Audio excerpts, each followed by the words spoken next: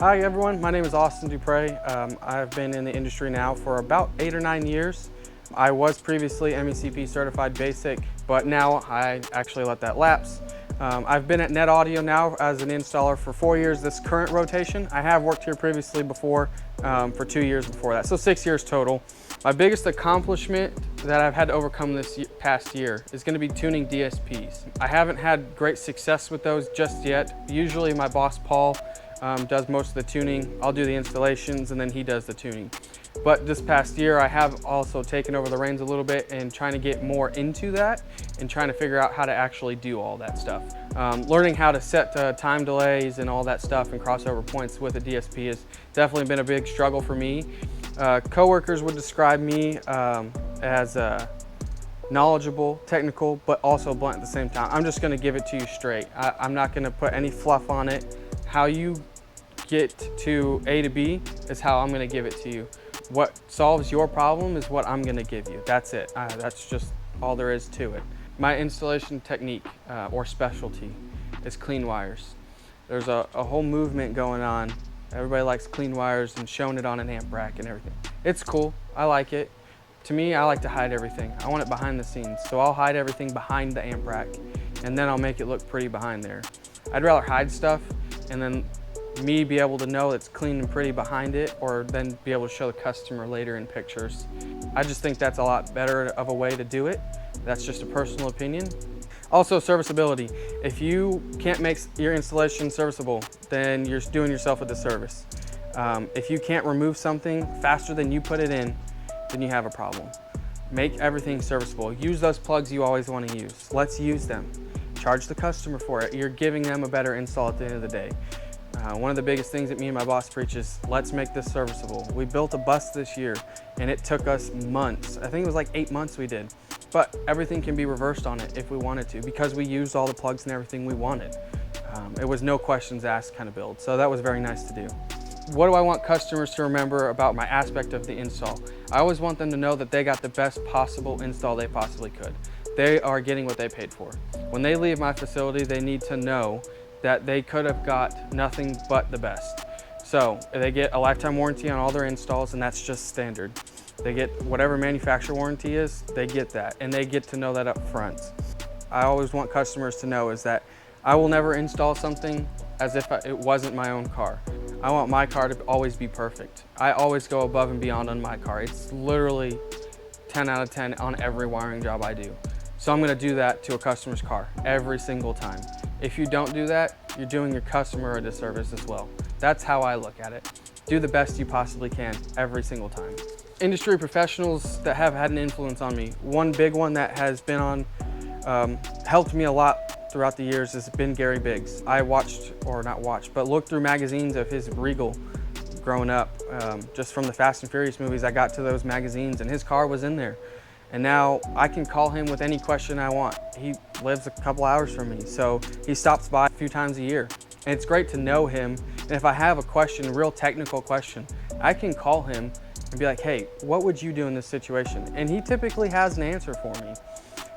Another person who's influenced me a lot just in the past year alone has been Jason Kranitz. He's motivated me a lot to just become a better installer alone. Just being very motivational has helped me a lot, that I can always do better and I can be better. Jason and Gary have been a very big inspiration for me. Why should I be in the top 50 installers? I believe that I should be in the top 50 because year after year I continuously improve myself. So a few years ago, would I have been as clean and as neat as I am now? No, but I have got that way because I always get criticism from everybody else.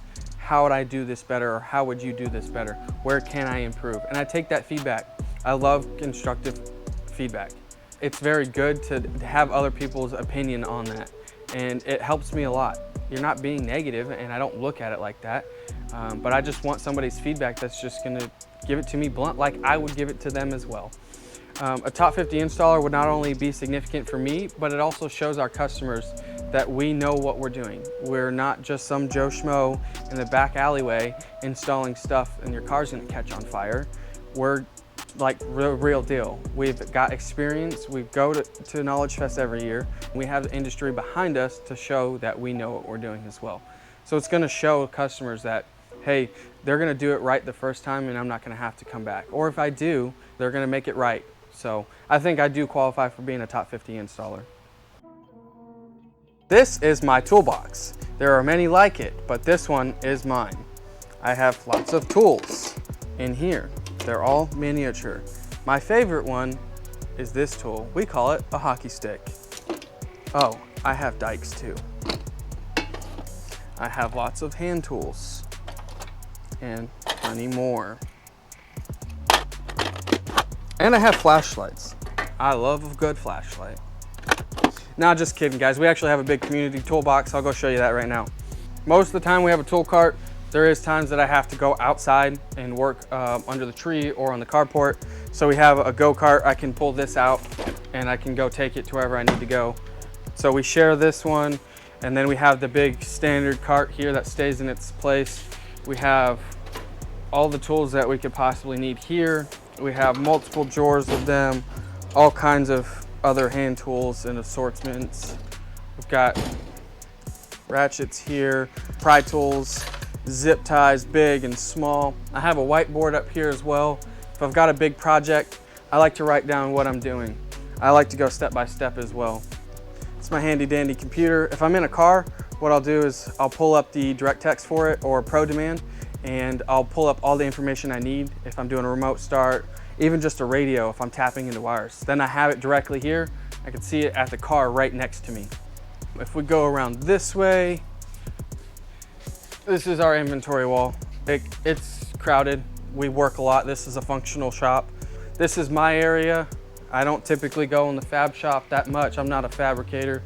And then I have my harness prep area. This is where I build most of my harnesses. So I have all my connectors, fuses, taps, all that kinds of stuff. Butt connectors don't get used very often, but screws of any sort that you could think of I have here. Heat shrink, all kinds of stuff for clean wiring, more zip ties up here, and glue, test speakers, and then my test bench over here. There's my TechFlex bench as well. And then my test bench. I make custom harnesses, so I make a positive of that to where I can test all those before they ship out.